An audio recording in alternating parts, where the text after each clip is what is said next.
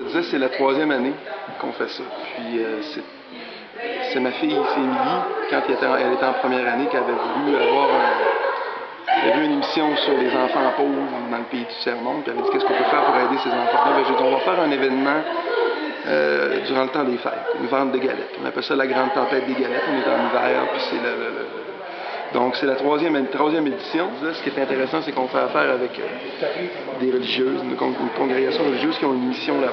Okay. On aide une école qui s'appelle l'école Jean-Vincent, qui est dans la partie la plus pauvre d'Haïti, qui s'appelle Terrier-Rouge.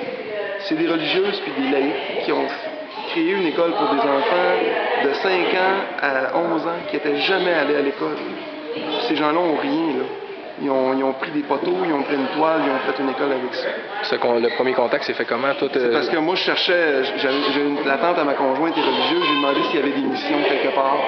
Puis là, ils ont dit oui, on a une mission à Haïti, justement, on a parlé à la religieuse, puis ils n'ont pas de moyens, puis tout ça.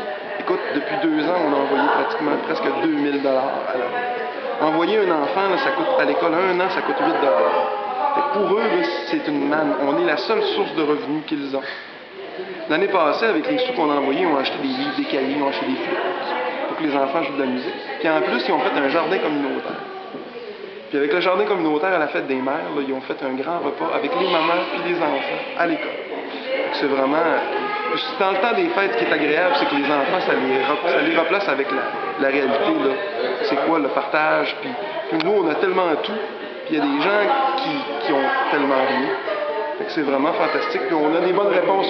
Tous les parents les enfants sont joyeux, sont contents d'aider. Les parents nous donnent un bon coup de main, sont généreux dans ce qu'ils font, ils font des belles présentations, toutes sortes de choses. Puis la population répond de façon fantastique. Peut-être me dire aussi, toutes ces pâtisseries-là, ces galettes-là viennent d'où exactement? En fait, toutes ces galettes-là, c'est chacun des enfants a la responsabilité d'apporter 2 paquets de 6 galettes. On a des parents, des grands-parents qui nous en apportent également pour faire un peu de volume, là. Moi, j'en fais aussi, je fais de la confiture. C'est donné gratuitement, puis c'est vendu. Tous les argents au complet s'en vont à Haïti. Il n'y a pas un sou qui reste pris quelque part, tout s'en va directement. Puis on en profite, on envoie des cartes de Noël là-bas, puis on reçoit des photos des enfants. C'est une expérience, puis c'est un projet qui est fantastique.